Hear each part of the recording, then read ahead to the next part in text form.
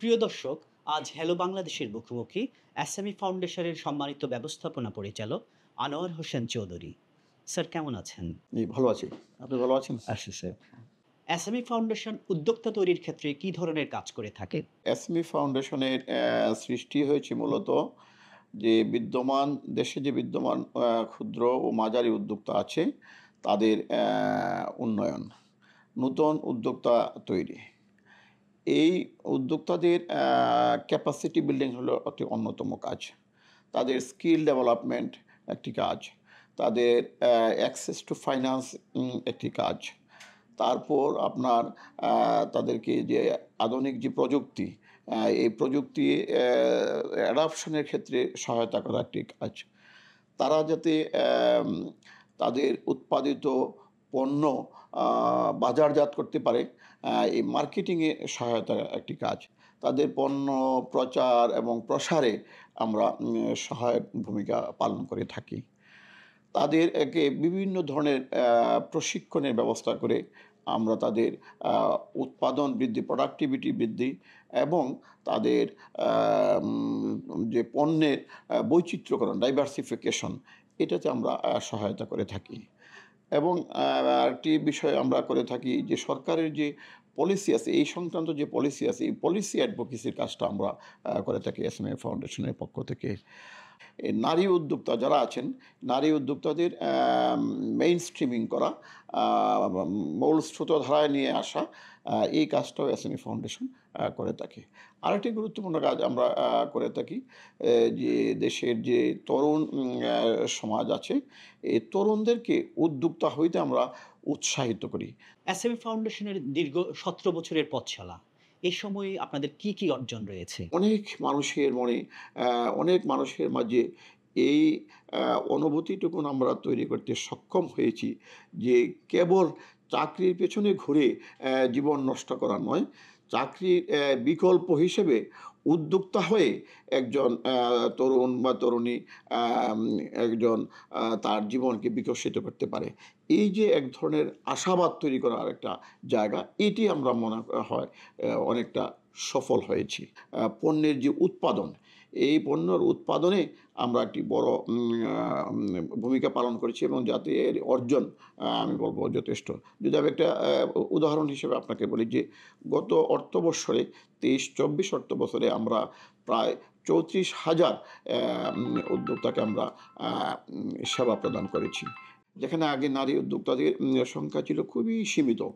আমরা এই ১৭ বছরের পথ পরিক্রমায় আমরা এদেশের নারী উদ্যোক্তাদেরকে সামনে এগিয়ে আসার পথটাকে অনেকটা মসৃণ করে দিয়েছি।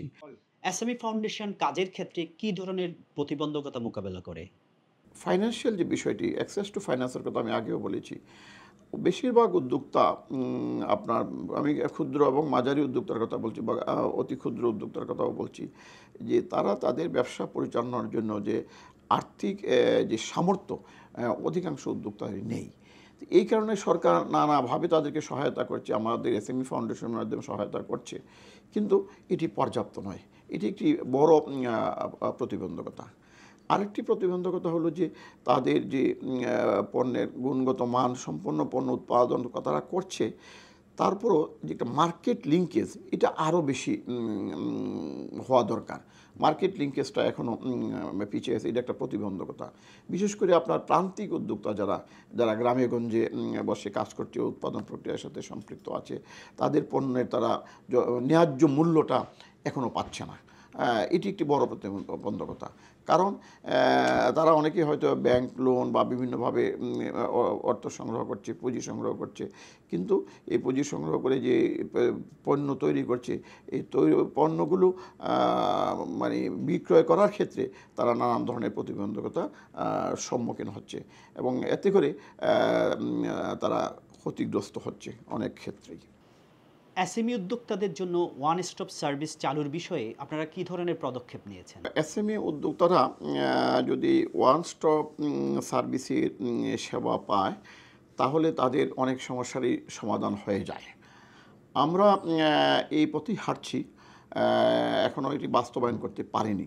তো এর একটি প্রাথমিকভাবে আমরা বিভিন্ন জায়গায় বিভিন্ন যে ক্লাস্টারগুলো আছে আমাদের, যে এই ক্লাস্টারগুলোতে এই ধরনের সেবা দেওয়ার আমরা চেষ্টা করছি এবং আমাদের লক্ষ্য আছে যে আমরা এটাকে যাতে একটা ওয়ান স্টপ সার্ভিসের ব্যবস্থা করতে পারি। বিগত বছরগুলোতে যে লক্ষ্যমাত্রা নির্ধারণ করা হয়েছিল তা কতটুকু অর্জিত হয়েছে? আমি যদি বলি যে 2023-24 সালে 807টি কার্যক্রম গ্রহণ করেছিলাম। এর মধ্যে 692টি কার্যক্রমে আমরা সফলভাবে সম্পন্ন করতে সক্ষম হয়েছি।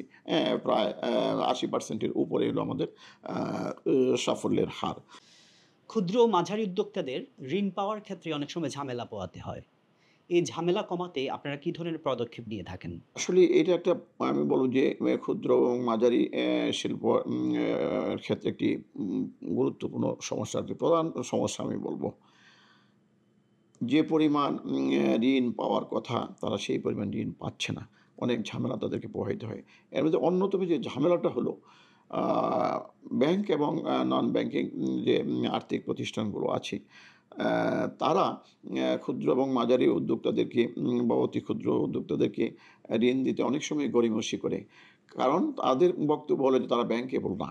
তাদের ট্রেড লাইসেন্স নাই, তাদের টিআইএন নাই, তাদের পরিবেশ ছাড়পত্র নাই, তাদের স্টেট ছাড়পত্র নাই, তাদের আরও অন্যান্য যত লিগ্যাল ডকুমেন্টস আছে, এই ডকুমেন্টসের ঘাটতি আছে, এগুলোর অভাবে তাদেরকে ঋণ দিতে পারছে না, কিংবা ব্যবসায়ের হিসাবপত্র নাই।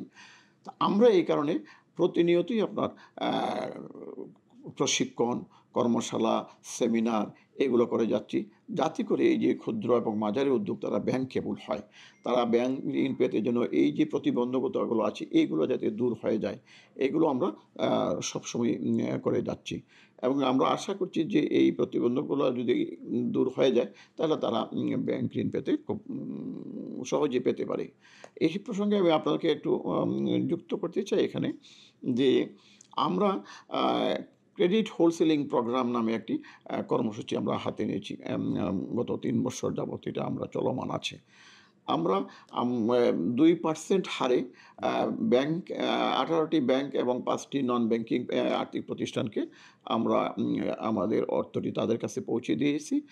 তারা উদ্যোক্তাদেরকে 6% হারে সুদে উদ্যোক্তাদের কাছে ঋণ বিতরণ করছে এবং এটি একটি সফল উদ্যোগ আমি বলব যে এর মাধ্যমে উদ্যোক্তারা লাভবান হচ্ছে। তাদের যে পুঁজির সংকট, সেই সংকট থেকে তারা উত্তরণ ঘটানোর একটা সুযোগ পাচ্ছে। তবে আমি এটাও বলবো যে এখানে আমরা যে পরিমাণ অর্থ এখানে বিনিয়োগ করছি এর পরিমাণ যে খুব বেশি তা নয়। কারণ আমাদের সামর্থ্য অনেকটা সীমিত। এই সীমিত সামর্থ্য দিয়ে এই কর্মসূচিটা আমরা পরিচালনা করছি। এখানে যদি আমরা আরও অর্থ পেতাম সরকার বা বিভিন্ন উৎস থেকে, তাহলে এটি আরও আমরা সম্প্রসারণ করতে সক্ষম হতাম, যেটা উদ্যোক্তারা উপকৃত হতো। ক্ষুদ্র ও মাঝারি উদ্যোক্তাদের উদ্দেশ্যে কিছু বলুন। দেশে আপনার 1,18,00,000 ক্ষুদ্র, অতি ক্ষুদ্র এবং মাঝারি উদ্যোক্তা রয়েছে এবং এই শিল্প উদ্যোগগুলোতে 3,07,00,000 লোকের কর্মসংস্থান হচ্ছে, অর্থাৎ নিয়োজিত আছে এই খাতে। সুতরাং বুঝতেই পারছেন একটা বৃহৎ একটা পরিসর এটি। এই সংখ্যক লোকরা যারা নিয়োজিত আছে তাদের প্রতি আমাদের এখন বার্তা হলো যে এখন কিন্তু চতুর্থ শিল্প বিপ্লব চলছে। আর্টিফিশিয়াল ইন্টেলিজেন্সের যে উৎপাদন, বিপণন, পুরো ব্যবস্থাটাই এই আর্টিফিশিয়াল ইন্টেলিজেন্স একটা জায়গা করে নিচ্ছে। এখন এই যে আধুনিক তথ্য প্রযুক্তি, এগুলো বিশেষ করে আমি বলবো যে এআই বেসড যে আপনার টেকনোলজি, এইটা তাদেরকে রপ্ত করতে হবে।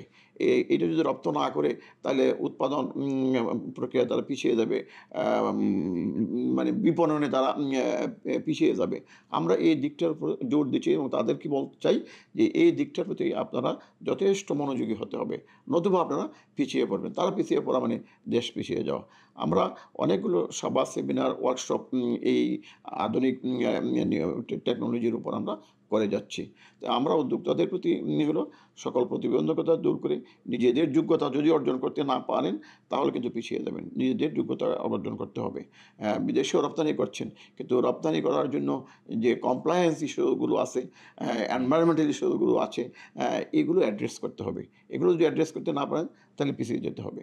তো আশার কথা, আমি বলব যে উদ্যোক্তারা আমাদের এই আহ্বানে সাড়া দিচ্ছে। আমরা যথেষ্ট সাড়া পাচ্ছি। আমাদের এই যে কর্মসূচিগুলো আমরা পালন করছি।